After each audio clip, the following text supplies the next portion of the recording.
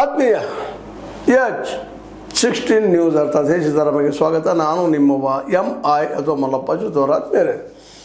ಈಗ ನಿಮ್ಗೆ ಹೇಳಿದಂಗೆ ಒಂದು ಕಡೆ ಸಿದ್ದರಾಮಯ್ಯ ಪರೀಕ್ಷೆ, ಇನ್ನೊಂದು ಕಡೆ ನಮ್ಮ ಯಡಿಯೂರಪ್ಪನವ್ರಿಗೆ ಪರೀಕ್ಷೆ ನಡೆದ.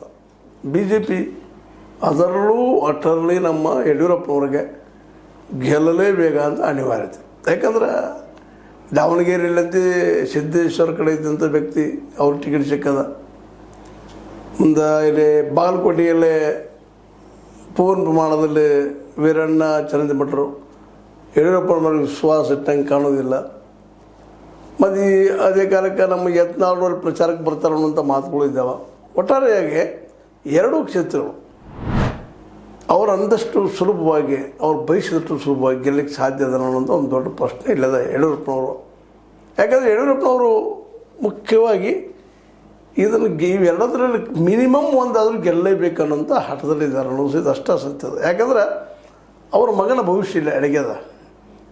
ಅವರ ವಿರೋಧಿಗಳು ವಿಶೇಷವಾಗಿ ನಿಮ್ಗೆ ಗೊತ್ತಿರುವಂಗೆ ಸಿದ್ದೇಶ್ವರ ಆಗಿರ್ಬೋದು, ಇನ್ನುಳಿದವರಾಗಿರ್ಬೋದು, ಭಿನ್ನ ಮಧ್ಯ ಎಲ್ಲ ನಾಯಕರು ಈ ಎರಡೂ ಕ್ಷೇತ್ರಗಳಲ್ಲೇ ವಿಶೇಷವಾಗಿ BJP ಸೋಲು ಅನ್ನುವಂಥ ಮಾತುಗಳು ಇದ್ದಾವೆ.